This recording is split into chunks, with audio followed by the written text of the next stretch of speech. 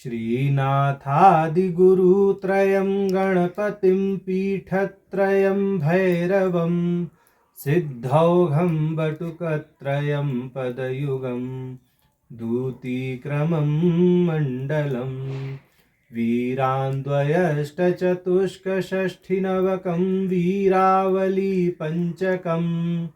श्रीमन्मालिनीमन्त्रराजसहितं वंदे गुरोर्मंडलम। नारायण। शक्ति सूत्र के प्रारंभिक 2 सूत्र हमने देख लिए थे। अब तीसरा सूत्र है। 2 सूत्रों का एक एक पंक्ति में सार ये है कि प्रथम सूत्र में बताया गया कि जो परम चिति है वह परम चिति इस विश्व की सिद्धि में हेतु है और वह अपनी स्वातंत्र शक्ति से जो है इस विश्व की सृष्टि आदि करती है।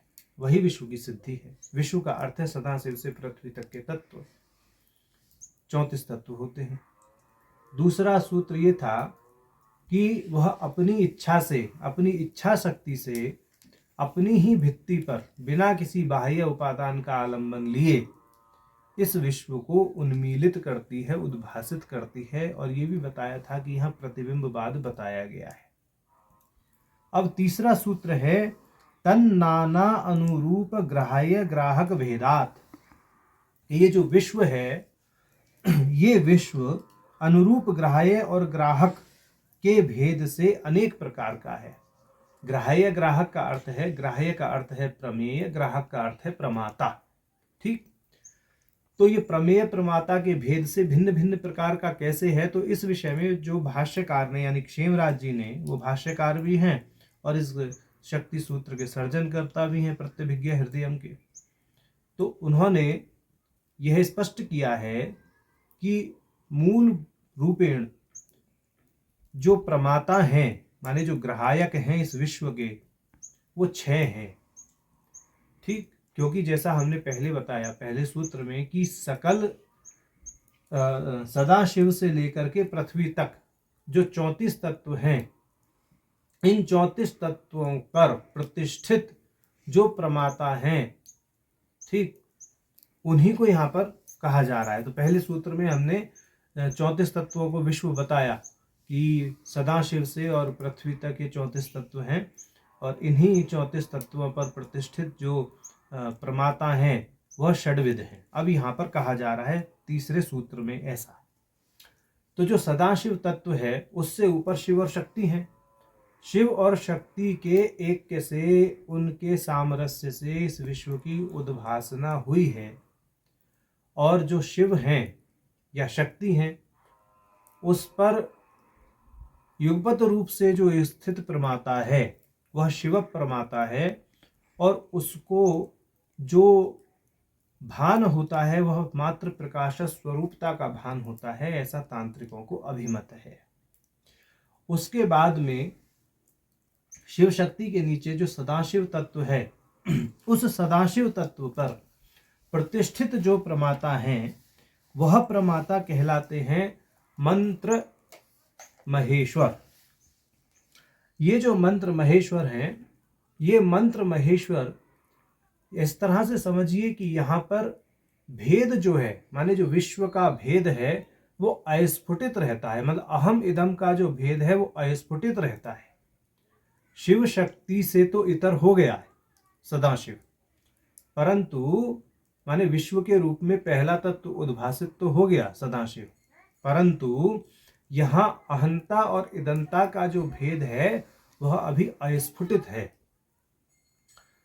अब यहाँ पर यह समझना चाहिए कि इस भेद की जो अस्फुटितता है इसके जो अधिष्ठाता हैं वो सदाशिव भट्टारक हैं। उस सदाशिव भट्टारक जो अधिष्ठाता हैं, माने इस प्रमाता के जो अधिष्ठाता है, उससे नीचे की स्थिति मंत्रेश्वर प्रमाताओं की है। माने जो ईश्वर तत्व पर ठहरे हुए प्रमाता हैं वो मंत्रेश्वर कहलाते हैं। कहने का तात्पर्य यह है। और उनके जो अधिष्ठाता हैं वह ईश्वर भट्टारक होते हैं।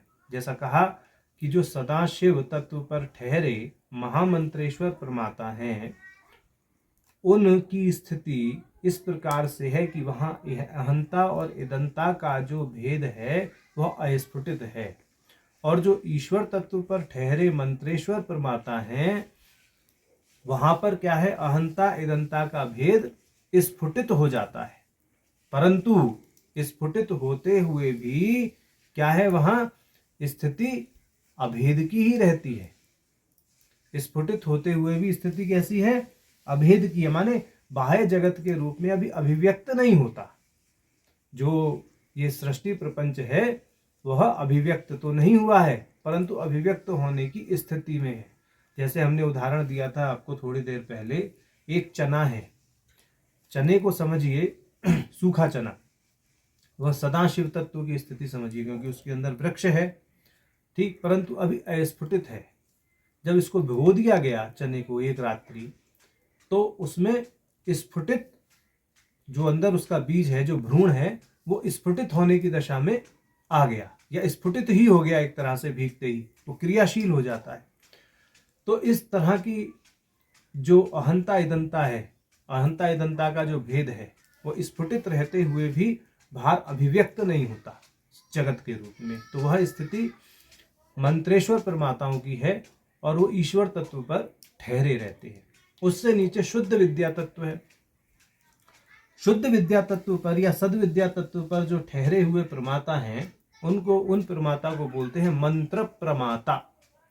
मंत्र प्रमाता जो होते हैं, उनके जो अधिष्ठाता हैं वो अनंत भट्टारक हैं, और उनके अंदर अहंता इदंता का भेद स्फुटित हो जाता है, परंतु उस भेद के साथ साथ उन्हें यह भी ज्ञान रहता है कि यह भेद होते हुए भी शिव से अभिन्न है। माने जो जगत है यह होते हुए भी शिव से भिन्न है, माने इसमें शिव से अभिन्न है, इसमें भिन्नता होते हुए भी इस जगत की शिव से अभिन्नता है। तो इस तरह का भान उनको रहता है सद्विद्या वालों, सद्विद्या पर ठहरे जो मंत्र प्रमाता हैं उन्हें। अब इससे नीचे एक विशेष चीज है, वह समझना चाहिए। शुद्ध विद्या से नीचे मुख्यतः माया तत्व है, छठा तत्व। तो तांत्रिकों को या त्रिक दार्शनिकों को यह अभिमत है कि शुद्ध विद्या से नीचे और माया तत्व से ऊपर विज्ञानाकल प्रमाताओं की स्थिति होती है। वह प्राय माया तत्व से तो ऊपर होते हैं, परंतु शुद्ध विद्या तत्व से नीचे की स्थिति पर होते हैं। तो शुद्ध विद्या तत्व से नीचे की स्थिति पर होने के कारण वह आणव मल से ग्रसित होते हैं, बौद्ध पौरुष ज्ञान से ग्रसित होते हैं। और माया तत्व से ऊपर होने के कारण वो माया से ग्रसित नहीं होते, माने उनके अंदर माह्य मल नहीं होता, एकमात्र आणव मल होता है, ना कार्म मल होता ना माह्य मल होता। और उनके अंदर भेद तो रहता है, भेद के साथ साथ जो पूर्व परिचित अन्य, माने विज्ञानाकल से नीचे दो और प्रमाता हैं, प्रलयाकल और सकल, तो उन प्रलयाकल और सकल प्रमाताओं की स्मृति उनमें बनी रहती है, ठीक। तो इस दृष्टि से प्रलयाकल और सकल प्रमाताओं की स्मृतियों को लेकर के माया तत्व से ऊपर और शुद्ध विद्या तत्व से नीचे विज्ञानाकल प्रमाता होते हैं। तो अब इसके बाद में माया तत्व पर आ जाइए। माया तत्व पर जो ठहरे प्रमाता हैं वह प्रमाता प्रलयाकल कहलाते हैं। इन प्रमाताओं को प्राय शिवत्व का शून्य ज्ञान होता है, क्योंकि इन पर माया प्रभाव डाल देती है। इनमें आणव मल के साथ में माह्य मल भी रहता है। भेद को ये देखते हैं, जगत को अपने से भिन्न देखते हैं, शिव से भिन्न देखते हैं। तो इनमें इनको जो है शिव के साथ जगत की अभिन्नता का अज्ञान रहता है, यानी शिव के साथ जगत की अभिन्नता का शून्य ज्ञान होने के कारण इनको प्रलयाकल कहा जाता है। अब माया तत्व से नीचे, अच्छा एक बात और यहाँ ध्यान रखिए, माया तत्व के साथ में या माया के जो 5 कंचुक हैं उनको भी परिगणित कर ले। अब इन 5 कंचुकों के नीचे पुरुष प्रकृति आदि सांख्यों जैसी प्रक्रिया प्रारंभ हो जाएगी 25 तत्वों की। तो उन तत्वों पर जो प्रतिष्ठित प्रमाता हैं, माने पुरुष से लेकर के और धरती तक, वह प्रमाता कहलाता है सकल प्रमाता। यह प्रमाता जो होते हैं, यह जगत को और जगत में प्रतिष्ठित वस्तु को, व्यक्ति को भोग वासना की दृष्टि से देखते हैं।